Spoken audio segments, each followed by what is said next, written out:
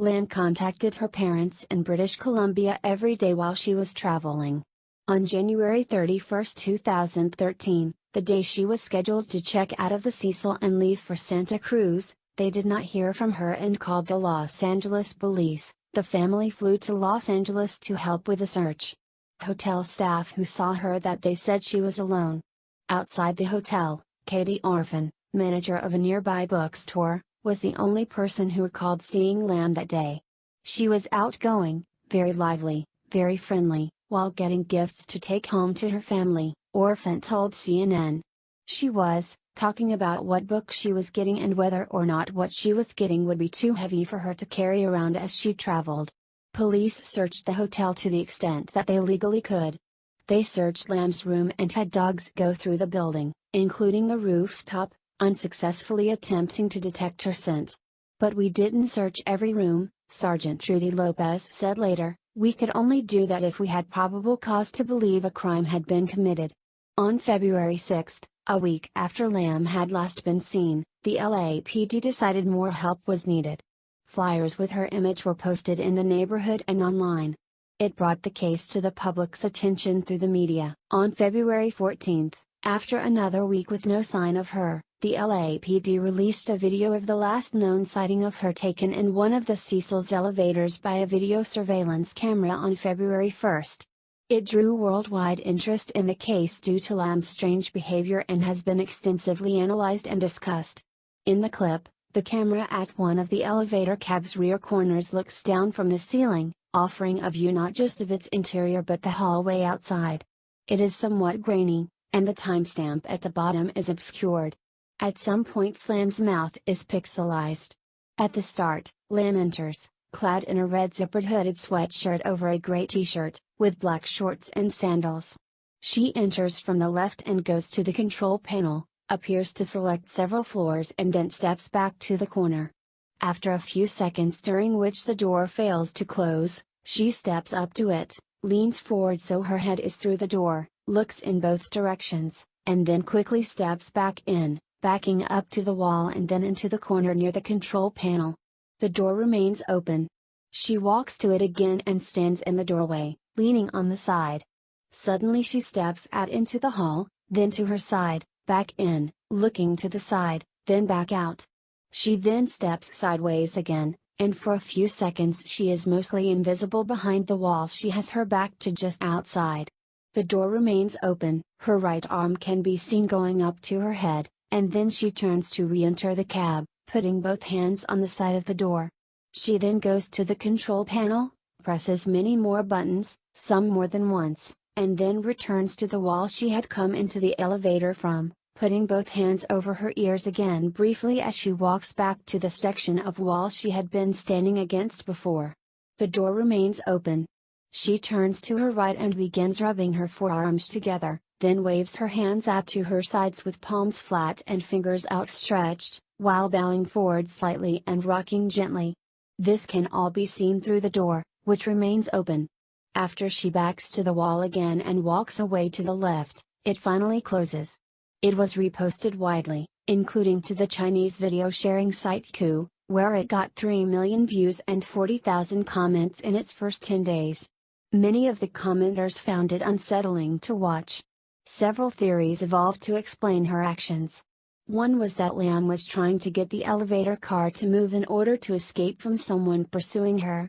Others suggested that she might be under the influence of ecstasy or some other party drug.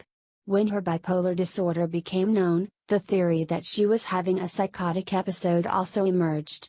Other viewers argued that the video had been tampered with before being made public. Despite the obscuring of the timestamp, they claimed, parts had been slowed down, and nearly a minute of footage had been discreetly removed. This could have been done simply to protect the identity of someone who otherwise would be in the video but had little or nothing to do with the case, or to conceal evidence if Lam's disappearance and death had been the result of a criminal act. During the search for Lam, guests at the hotel began complaining about low water pressure. Some later claimed their water was colored black, and had an unusual taste. On the morning of February 19, Lam's body was found in one of four 1,000-gallon, 3,785 liters, tanks providing water to guest rooms, a kitchen, and a coffee shop. The tank was drained and cut open since its maintenance hatch was too small to accommodate equipment needed to remove Lam's body. On February 21, the Los Angeles Coroner's Office issued a finding of accidental drowning, with bipolar disorder as a significant factor. The full coroner's report, released in June, stated that Lam's body had been found naked, clothing similar to that she was wearing in the elevator video was floating in the water, coated with a sand-like particulate. Her watch and room key were also found with her. Lam's body was moderately decomposed and bloated. It was mostly greenish, with some marbling evident on the abdomen and skin separation evident. There was no evidence of physical trauma, sexual assault, or suicide. Toxicology tests, incomplete because not enough of her blood was preserved, show traces consistent with prescription medication found among her belongings, plus non-prescription drugs such as Sinutab and ibuprofen. A very small quantity of alcohol, about 0.02 grams %, was present, but no other recreational drugs. The investigation had determined how Lam died, but did not offer an explanation as to how she got into the tank in the first place. Doors and stairs that access the hotel's roof are locked, with only staff having the passcodes and keys, and any attempt to force them would supposedly have triggered an alarm. However, the hotel's fire escape could have allowed her to bypass those security measures, if she, or someone who might have accompanied her there, had known. A video made by a Chinese user after Lam's death and posted to the internet shows that the hotel's roof was easily accessible via the fire escape and that 2 of the lids of the water tanks were open. Apart from the question of how she got on the roof, others asked if she could have gotten into the tank by herself. All 4 tanks are 4 by 8 foot, 1.2 by 2.4 meters, cylinders propped up on concrete blocks. There is no fixed access to them and hotel workers had to use a ladder to look at the water. They are protected by heavy lids that would be difficult to replace from within.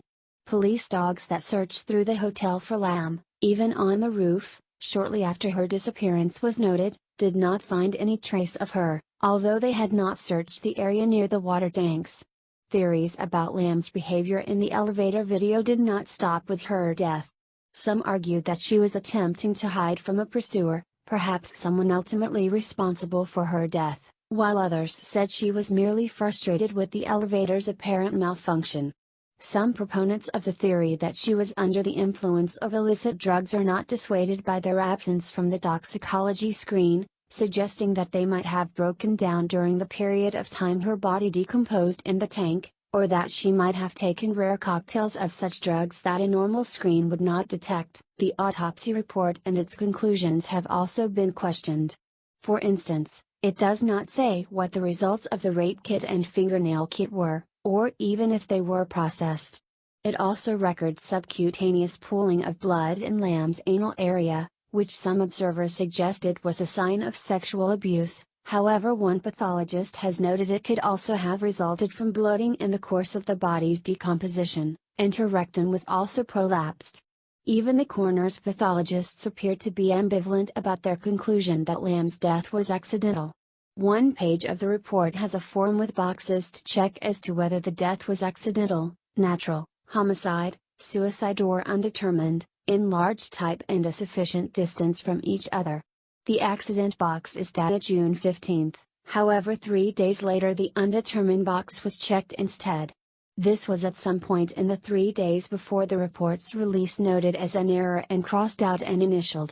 Since her death, her Tumblr blog was updated, presumably through Tumblr's Q option, which allows posts to automatically publish themselves when the user is away. Her phone was not found either with her body or in her hotel room. It has been assumed to have been stolen at some time around her death. Whether the continued updates to her blog were facilitated by the theft of her phone, the work of a hacker, or through the Q, is not known, nor is it known whether the updates are related to her death. In September, Lam's parents filed a wrongful death suit, claiming the hotel failed to inspect and seek out hazards in the hotel that presented an unreasonable risk of danger to Lam and other hotel guests, and seeking unspecified damages and burial costs. The hotel argued it could not have reasonably foreseen that Lam might have entered the water tanks, and that since it remained unknown how Lam got to the water tank, no liability could be assigned for failing to prevent that. In 2015, the suit was dismissed.